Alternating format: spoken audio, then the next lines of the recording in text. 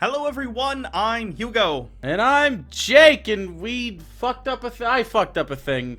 Don't worry, it fucked up, but now we're doing it like this for just an episode. And then the very next thing that we put out will be in the new studio, and it will be Ben Cheape, everyone's favorite. They get a tease at mine because I'm sitting in my space in the studio right now. So this is part of it. This is camera, let's say B or C. I think you're, well, okay. From left to right, it's C.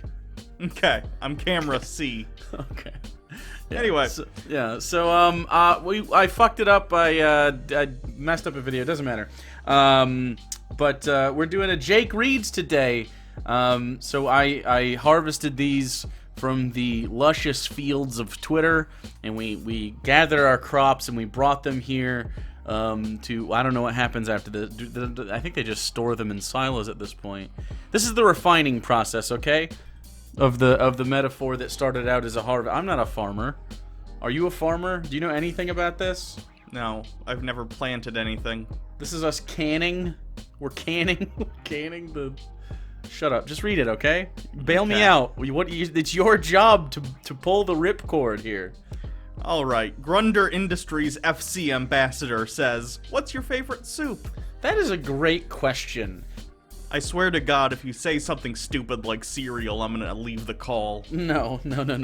So I'm of two minds here, okay? So there's two types of soup, okay? There's the soup you eat alone, like not alone in your, I mean maybe like in a basement alone, but I mean you could socially eat any soup, but I mean like it's a soup is the course. That's what you're there for, is for the soup, right? And then there's soup that you eat with something else. So I think both our favorite soups that you eat with something else is tomato soup, right? Tomato with a grilled cheese. Yeah. I like thicker. If it's like a biscuit, it's oh better, yeah, a tomato bisque. Oh yeah. So between a bisque and like the Campbell's, I'm okay with any of that. That's my favorite combo soup. But what's your favorite soup that's just alone? That's a good question. I want to say, oh boy, some kind of like hearty chowder.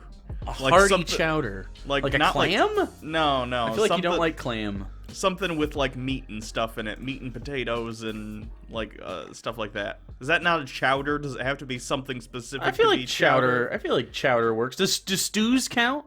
Stew. I'm thinking more like a stew, probably. Does a stew count? Because I think Cheape. That's my favorite because it's a stew. You allowed stew, so and the broth is very good. It's a seafood stew.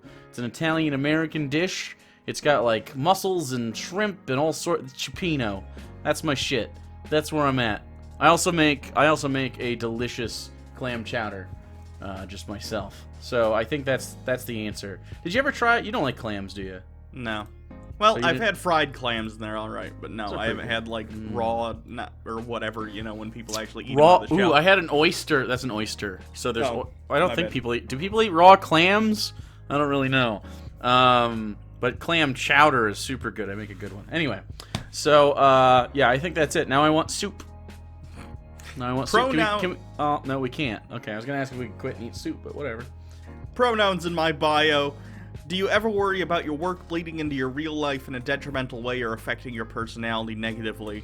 Surprisingly, we got a lot of very similar questions related to this. This is directed at me mostly, but definitely you as well, because I do this on Twitch as well, pretty often. I don't worry about it. It doesn't bother me. I know it bothers you a lot more. It absolutely does. I definitely have a problem where I'm incredibly negative, and my first instinct upon learning anything anywhere is to devil's advocate basically the opposite position. Almost regardless. Not if it's like an absolutely terrible position, I obviously wouldn't take it, but like, I don't know. I tend to be very, but actually, and it's not a great personality trait to have in person, even if it might help me in my job. So, I don't know. I've been trying to be better at that and trying to be a more, I don't know, gentle person. I don't know. A gentle person. Like cuddly?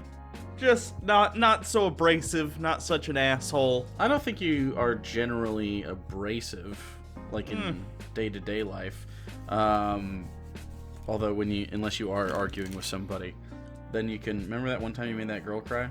That was cute. Anyway, it was funny.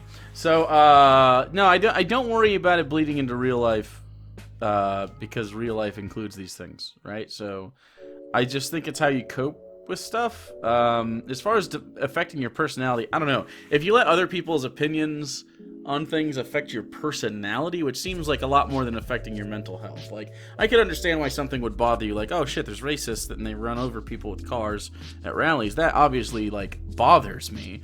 But it affecting my personality, like making a change in my personality, I don't feel that happening. I'm usually pretty good about forgetting. This could be brainworms, but I forget people immediately, like when they're just assholes. Like they just fall right out of my psyche.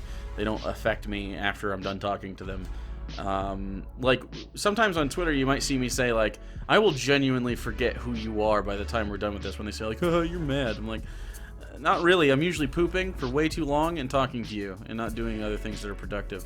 So I don't know. I don't know if it's a good thing or a bad thing necessarily, but no. I can just forget these people exist. So like I genuinely forget that religious people exist until I go out in the world, because like, or I hear something like, praise Jesus. I'm like, wait, that's a thing. I forget. So Evotian? Evotian. Ditto. Does watching dumb shit and or debating crazy people ever stay with you, or do you tend to brush it off? Well, that's basically the same question. Well, it's a little bit different because it's the does it stay with you? Like do you think about it? The only type of things that I think about are kind of like the big, like Jesse Lee Peterson or something like that, where I talk to that person, I'm just like, holy shit, that guy's got some problems. Sometimes I debate people. Like the other day, I debated some.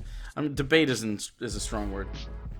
Because I was just having a discussion. This guy was very mad though. He was very mad online, and he would start yelling and stuff, and it was really weird. And I asked him a couple times just to make sure if he was okay, and he, like, I don't know, like that kind of stuff is the only thing that I think about after the fact necessarily, unless it's someone that had like a really stimulating conversation with me, which happens. I like that, but as far as like the crazy people, I don't like to use the word crazy very much, unless, I mean, I think Jesse Lee Peterson, do you think he's more of a grift, or do you think he's more of like a... That's a good question. I think he's a useful idiot. I think so too. I think that's pretty much basically where I fall. I think he believes the things he says, but I don't think he understands the part he plays in the sphere of the internet in which he resides. I don't think he is self-aware enough to recognize what he is to the people who watch him, and that is a token. So, I don't know. It is. You're not wrong. It just hurts saying out loud, I think. Yeah. Of all the people that we've debated together, who's your least favorite?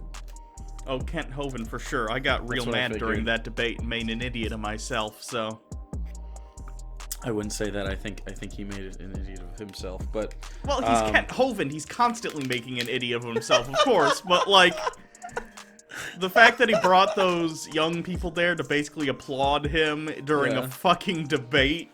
Yeah. Like, it's not like we were... Oh, God. It just made me upset, and it made me sad for those kids, and I got frustrated, and... got personal, but whatever. Good guy Malachi, what types of philosophy do you subscribe to, if any? If you follow any specific one, how did you find out about and suggestions on reading material related to the philosophy? This is going to be pretty disappointing to people. I don't subscribe to any philosophy. I don't think mantras or specific philosophical frameworks or rule sets are necessarily good.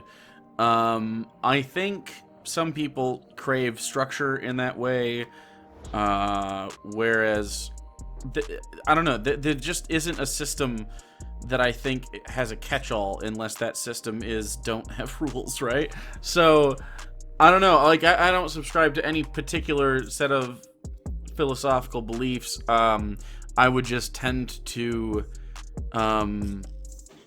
tend to fall into like the Venn diagram of using these philosophies more often sometimes. like for instance, like naturalism isn't necessarily a philosophy, but like I tend to think of things from a naturalistic perspective. I tend to think of things from a materialistic perspective. I tend to base stuff on like what's doing the most good for the most number of people, rather than I don't know what's best for me specifically. So consequentialism. Sometimes, sure. Yeah. So it just depends on. It's not like a specific thing that's rigid. And if one of those happens to fail at a particular time, then it can be swapped out with something else. Like it's basically just what seems logical to me right now. And if I talk about it with someone and it still makes logical sense, it's probably true until it isn't, right? So I don't know. Do you have any like specific thing? No, I don't know. Nothing that I've read super deep into or anything. If I had to pick one that, like, is probably closest to the way I feel about things, maybe absurdism, but, like, I'm not versed on it or anything. I couldn't, like, tell people what to read about it or whatever. Sure. Give me your gist of your understanding of absurdism. Basically, it's the recognition that we're all kind of randomly here for no reason and things. There is no grand purpose to it, but you kind of do it anyway and make your own purpose to some extent or another. Yeah. I mean, that's a little bit of existentialism as well, but I don't know. Sure. Like, they're related. I think it's important to understand, especially because this also borrows from the naturalist point of view, that, like, the fact that you're here and that you exist is in the way that you exist is very unlikely, and so it's kind of neat to be able to experience anything at all, and so maybe the most virtuous thing is to just experience stuff. I don't know. It's interesting that, you know how sometimes, like, people are like, we're made of stardust, and, like, it's the universe looking at itself. I mean, it is kind of true in a less poetic way. We're also just sacks of meat that want to fuck, and we shit, and then we die. Like, so you do have to make your own meaning. It can seem pretty futile. But, I mean, like, do we need, like, a broad-reaching, eternal, like, impact on the universe to be important? I don't think so. I also think that important is super relative, so I don't think we're important at all, while I still think our existence is important to ourselves, if that makes sense. Did I just muddied the waters? Is that all I did? I don't know. Okay. It's philosophy. I think that's basically what you do. Fair. You just kind of... Anyway. Okay, there's a Japanese thing happening here, or something. Yeah. Korean? I don't know it. Whatever these symbols are, I don't know. Some weeb shit. How do you keep yourself from getting too angry at chuds during debates? I don't think I can't answer that question. Yeah, I'm super calm when it comes to this for the most part. The most annoying thing to me, the thing that gets me, is hypocrisy, and lying. Those are the two things which are pretty close. But if someone lies or is hypocritical during a debate, I get a little heated. I guess it would depend on the day, but I don't usually have, like, I don't know. I'm not a very aggressive, like, Kyle punching the wall guy. I'm more of, like, I would rather pull my emotion back a little bit so I can make a better argument if it's a debate. If it's something that we want to be constructive or something, it doesn't really make a lot of sense for me to get mad because that guy's going to be mad most likely. And I say guy because it's almost always guys that are mad. Although I have debated some women that are you know, pretty yelly, but it's not very often. Usually what happens is, then this specifically happens on Twitch very often. We have an emote where it's tired with air quote hands around it, and what typically happens is someone will be very, very up my ass on Twitter. I'll ask them to come on, they miraculously say yes, and then partway through, when they start agreeing with me on stuff, they're gonna be like, you know what, I'm really tired, and then they leave. Sometimes though, we'll get a situation where they just rage quit, and very rarely on those starry nights we'll get someone that just stays through the whole thing and learns a little bit of something. Like, there's a few people that can really hang in there with people actually like genuinely questioning their thickly held beliefs. Like conservatives specifically, who is the chief people I tend to argue with, they're so much more upset about being wrong than I would be if they said something that made me reconsider my belief system. And I think it's because they're really good at being like tribal, whereas liberals infight constantly and we don't really stick to a certain group, which is a big reason why the left likes to lose elections and shit. We get disenfranchised. We're just like, fuck it, I don't care. Eat yourselves, you fucks. And then they go and they vote for Trump or somebody like that. So I feel like someone with a malleable belief system is less likely to get emotional about it, whereas someone that tends to be right-leaning is less malleable. And I think that's probably one of the reasons. I don't know. I guess. I don't argue with a lot of right-wing people usually, unless it's on Twitter very briefly. And then they tend to be just obstinate in general. I don't know. I don't argue with liberals. I agree with liberals for the most part. I'm further left than some liberals, but other than that, I don't know. I haven't really debated them on those things, so yeah. It's hard for me to say. I don't have a frame of reference. Liberal arguing is like the Bernie Bros thing, right? That happened in 2016. Yeah. Where they're like, if he loses, I'm not gonna fucking vote, and it's like, well, that's bad. We still have to vote, and even though Hillary wasn't ideal, I like vote for somebody else. Then like, don't just wash your vote away, like, because there's still local stuff to be involved in. Anyways, yeah, I don't know. It's hard for me to get mad at these people. A lot of them come from genuine ignorance, and when you bring stuff up, they tend to listen, especially if you're calm. Someone like a Kent Hovind is not going to be that way. It's just he constantly throws insults at people, and if you don't throw insults back, it makes you look better. So that's another reason I like. It's almost a tactic, I guess, sometimes. Brain Dead Vin, is it tiring worrying about politics and religion as your job? We have different answers. Religion, not as much for me, because I'm pretty confident in that my understanding of religion is, like, based in reality. Sure. Politics is a whole other story. I get stressed out about politics all the time. I'm very concerned about what's going on in this country and other countries, for that matter. Yeah. I mean, I'm very concerned about it as well, but it doesn't affect me to the level it affects you. Like, I don't know. I don't have a lot of faith in the American voters to do things that make any sense.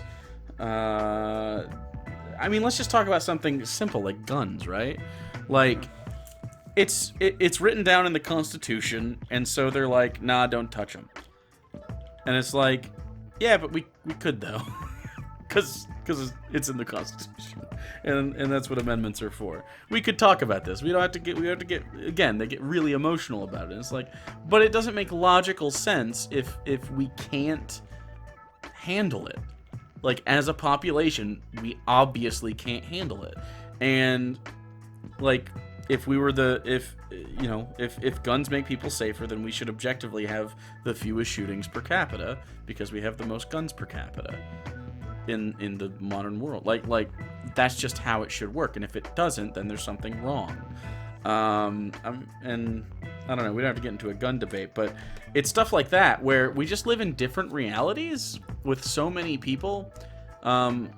Luckily, part of the reason I think this is happening is there is a move from the religious right into the very loud wails of, which, by the way, again, they lost the popular vote, so the Electoral College is a thing we have to address, but it's not like they're more popular, right? That's important to remember. They may have won the election, which is bad, like the Trump election. They lost this last midterm election round. I hope they lose this next election round. But they're not more popular. They're just louder, and they stick together better. They're better at tribal team sports. And so it doesn't worry me as much, because a lot of those people are old as fuck. and they're slowly fucking themselves by stripping away the things that they need to survive. Like, they don't want healthcare. Old people need healthcare. They don't want social security benefits to be high. They need those to be high because they're old and they can't work. Like, they want more guns? You think an old person is able to defend themselves against young people with guns too? Like, no, of course not. Like, I don't know. They vote against their self-interest, and long term, if you vote against your self-interest long enough, you just fucking die away. That's not a good thing necessarily. I'd like these people, even if we have political disagreements, to have healthy, long, fulfilling lives. But they're voting against that interest, so it kind of helps itself out over time. I think. It fucks everybody else in the meantime, though. Like, so I have a little bit of hope. Lily, what do you think is the primary reason for transphobia, as in why do you think trans people are particularly hated, even as conservatives warm up to lesbian and gay relationships? This is a good question. I'm gonna stick with a short answer, and I'm gonna let you talk about it more. Maybe you have more info on it. They think it's weird and it grosses them out. I just think it's like one of those where it's just like, it's new, I don't like it. They're conservatives, you know what I mean? So I don't really understand other than that. Like, they like to plant their flags in these different social things. I don't know. What do you think? I think it's that. I especially think conservatives have a very hard time with understanding that a lot of the ways that the world functions and the hierarchies that we work within are more or less arbitrary. Gender roles in many ways are arbitrary in society. At least in modern society. I understand, like, tens of thousands of years ago it made more sense for men to go out and hunt or whatever, and women better at certain other things. But we live in a modern society where that stuff is basically moot. And we work in offices and at homes and stuff like that. So it doesn't really matter. So a lot of the performative aspects of gender and things related to it are more or less arbitrary. Now, if they accept this and understand that, then a lot of the fundamentals of their hierarchical, like, structured society that functions a certain way because that's the way it is falls apart.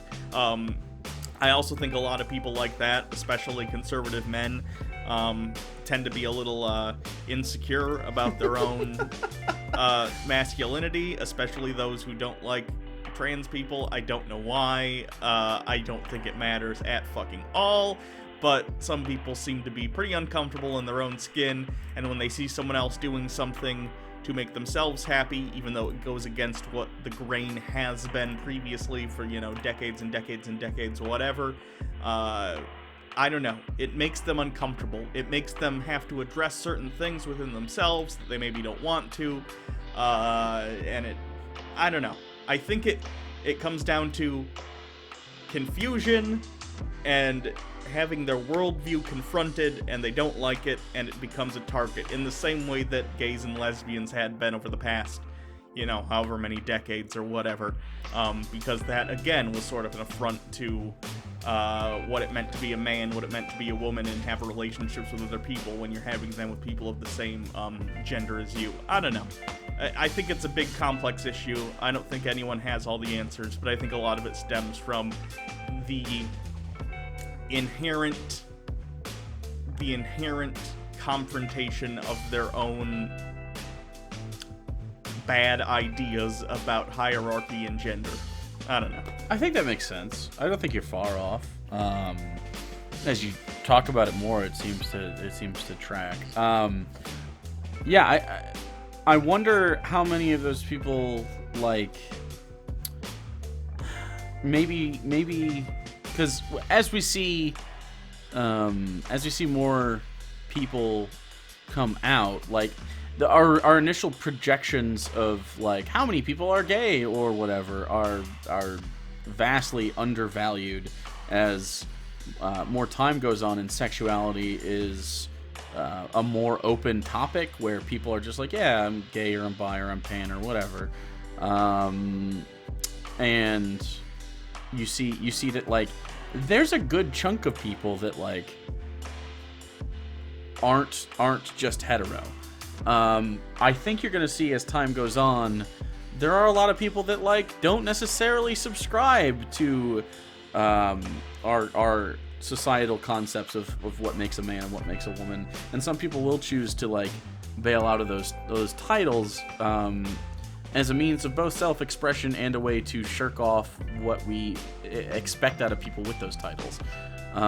So like as for instance, I identify as a man, so it's like I'm expected to, you know, have a deep voice and have like manly features and be a certain way and you know, I don't know, be the breadwinner of a household and like mow the lawn with real straight lines. You know what I mean? So it's like it's like a bunch of these things that, yeah, I do typically fall into these, which is why I'm very comfortable identifying as a man. But like, there's definitely there's parts of me that I don't like the expectation at all. Like, I really love to cook and be in a kitchen. I like feeding people and taking care of them in that way. Like I'm a big feeder, and I think I get it from my mom. Like, I value, like, I'm a big cuddler. I enjoy a cuddle. I'm not all about the hump, you know? Like, there's lots of aspects of me that you know, talking about feelings and liking and discussing these sorts of things, and like, I don't know. I'm hopefully these are, and this falls into like toxic masculinity and stuff, but like, hopefully as we move on, and I think this will be the case as it just becomes more normalized, gender isn't going to play as big a role in our lives, and it's not going to be as big a deal if someone identifies as something other than what you would expect from societal norms, until the point we get to where there is not really an expectation. I don't know if we can ever be a post-gender society, because like the pronouns we use for each other and the just kind of like there is sort of like a utility to being able to quickly identify someone in speech and in dress, but I think we might move towards like, oh, it was a masculine person rather than it was a man. Like, that maybe there's a crime, like a masculine person assaulted me rather than a man assaulted me, you know what I mean? Like, because sometimes it might not be, as we move forward, it might not be as accurate to say it was definitely a man that did this, right? So, yeah. And not just in crimes, just that's the first example that came to mind. Panacea, what's a good way to get into D&D when you have no friends? Aw, that's a little sad. Well, number one, you could probably have friends. You seem great. But number two is, a great way to get into D&D, like to play yourself, or just to get into it. To get into it, there's great things online. Like, I think probably the best, and I'm not going to toot our own horn here, the best one online I see from a production standpoint, from a performance standpoint, and just a fun standpoint, is probably Critical Role. They do a really fantastic stream on Twitch. They also upload to YouTube if you prefer that platform. Second best, probably Charisma Saves, which is what we do. I know on our Discord there's a section for finding a group as well, if that's right, and that's what I was going to get to. Like, yeah. We have an official Discord for Charisma Saves, which is myself, Hugo, my girlfriend Sarah, our friends Alex and Randy, and we play D&D and we stream it, and it's a good time. And I think if you want to see Hugo at Hugo's peak, funny, then I think pretty much Charisma Saves bottles it up with your character there. Demons are magical, right? So if we just fuck a bunch of demons by the power source. Wait, are you gonna fuck a demon? I don't know, maybe. We're not fucking any demons. demons. If it fixes a problem, I'm gonna duty fuck calls. a The demon. plan is we are going Oh my god. to the Planeswalkers Guild. Hey guys, you wanna find actually? You're making your way Roll with over. me. I have an idea. Can I make a Okay. perception check for myself? Yes.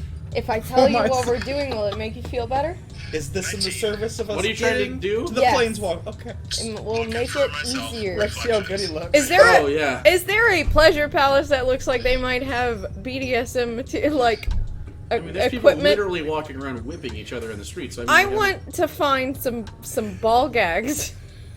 You want to buy some ball gags? Yes. Easy enough. It's pretty much like just 3 to 5 hour long chick tracks. They're fantastic. I have a lot of fun doing it.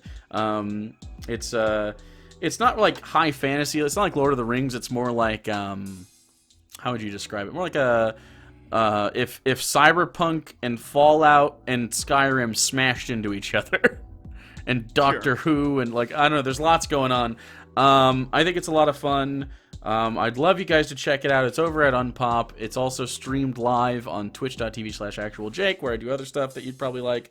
And we have a really cool following. I like our fans. We have just a really fucking good time. It's the thing I think I'm most proud of that we do. I think you guys do a really good job. It's funny. It can get serious. I think you guys have gotten really, really comfortable just being these other characters with each other, and I think it's cool. And I do stupid voices, and it's just a good time. So those are good introductions. There's definitely, if you live in even a slightly metropolitan area, there's probably a game shop near you that runs games. Look at a Games Workshop is like a national thing, but like if you can buy D20 somewhere, the odds are they run games, and usually there's groups that want to play with you. And gaming groups have gotten a lot better in the recent years, where I don't know if Panacea what you identify as, but there's a problem with the gamer girl for a little while. Like when Sarah started playing role-playing games, there was that oh, a girl, that bullshit. But it's gotten a lot better in recent years. It's a more popular. It's almost mainstream at this point. It's cool to play D&D. So there's a lot of diverse people and cool groups that play. Again, and then there's always online. You can ask in our official Discord for tabletop games. There's plenty of other places. There's Reddit has looking for group Reddits. All real great. Anything else? No, I think that's it.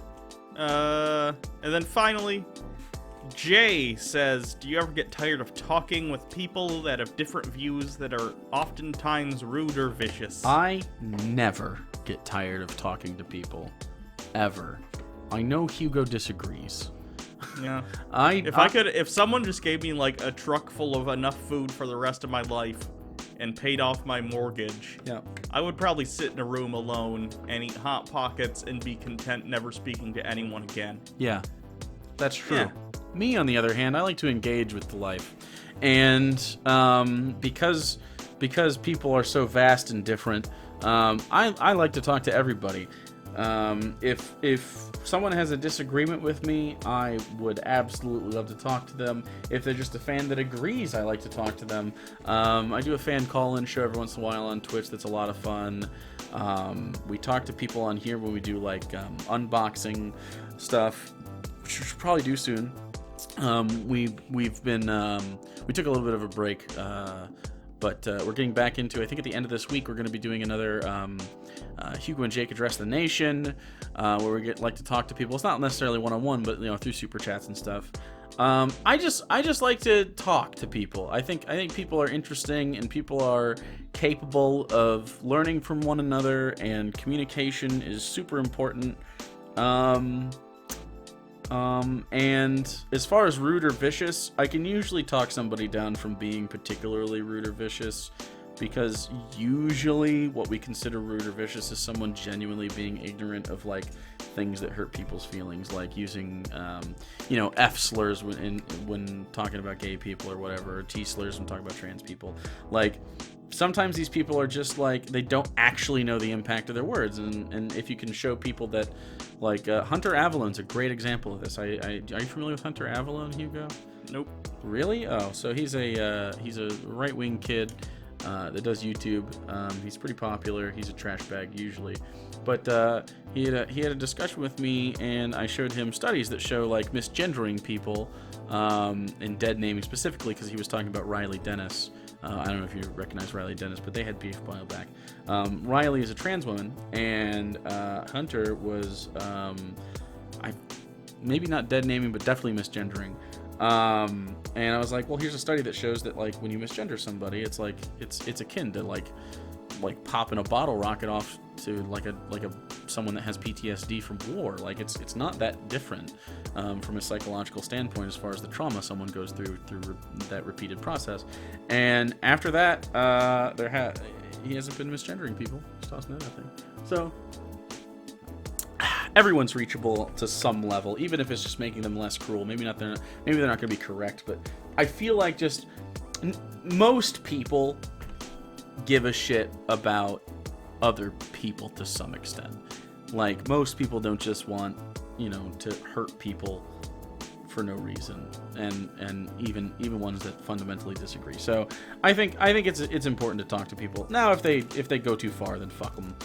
They can leave. But I think a lot of it comes from ignorance, specifically the homophobia and transphobia thing that's been happening recently. For a long time, obviously, but just recently it's been like a national conversation. I feel like a lot of that is genuine ignorance, because I talk to a lot of these kids, and they tend to listen. So yeah. All right, so that's everything. I didn't fuck it up. This video looks fine. Everything's good. We did it. We did it. I guess stay tuned for later in the week when we're going to do the Ben Shapiro book. We're going to be... Ben Shapiro. You'll see the rest of the studio when Jake comes over and we record that. Indeed. You can always send us stuff to the P.O. Box. Like we said, we're probably going to be doing that soon. Mm-hmm. You probably have about a week before we should probably empty it. So if by the time you see this, if it takes you a couple days to send something, it should be in the P.O. Box right around that time. So... Sure. A good blitz right now. You can always follow us on Twitter at PopBirdJake and at Hugo Reloaded. If you want to help support the show, you can donate to our Patreon campaign down there in the description. You can also follow Jake at twitch.tv/actualjake and me at twitch.tv/Hugo Reloaded. That was like a 90% well done there. That was like a Guitar Hero on hard, and you got a 90. Yeah, not bad. You used to be amazing at Guitar Hero, right? I used to be alright at it. I couldn't do the hardest level, so not amazing by any means. You couldn't do was it Dragon Force? Is that the one you couldn't do? Through the Fire and Flames? I can't do that. I basically cheated at a Guitar Hero competition in my high school. That's what happened. That's what you're thinking of. I like that. Because I like the idea of you like juicing, but for Guitar Hero. No, it was just dumb. It wasn't as much dumb as it was me not honoring the honor system, in the sense that they had different categories for everyone, and there was an easy, medium, hard, and expert mode. Different like classes or whatever you could have the competition for. Sure. And I normally played on hard, but I entered the medium one. Like, you just thrashed everybody. Yeah. So that's funny. I don't know. I'm funny. I'm a bad guy, I guess. I don't know. Not really. I think that's hilarious. Because you're not a very competitive person. Like, you don't enter competition things very often. But I like that the time you did, you're like, fuck it, I'm gonna win this shit. I fucking like that a lot. I don't know. I think that speaks poorly to my character. It was a little bit, but you were a kid. I guess. I got a $20 iTunes gift card because I used to pay for music. See, like a fool. Right, that's basically the penalty unto itself anyway, so. Yeah. So I guess that's it. That is. Yeah, I already said all the stuff. Yeah, that's it. They can just leave. Get the fuck out. We're done. Right.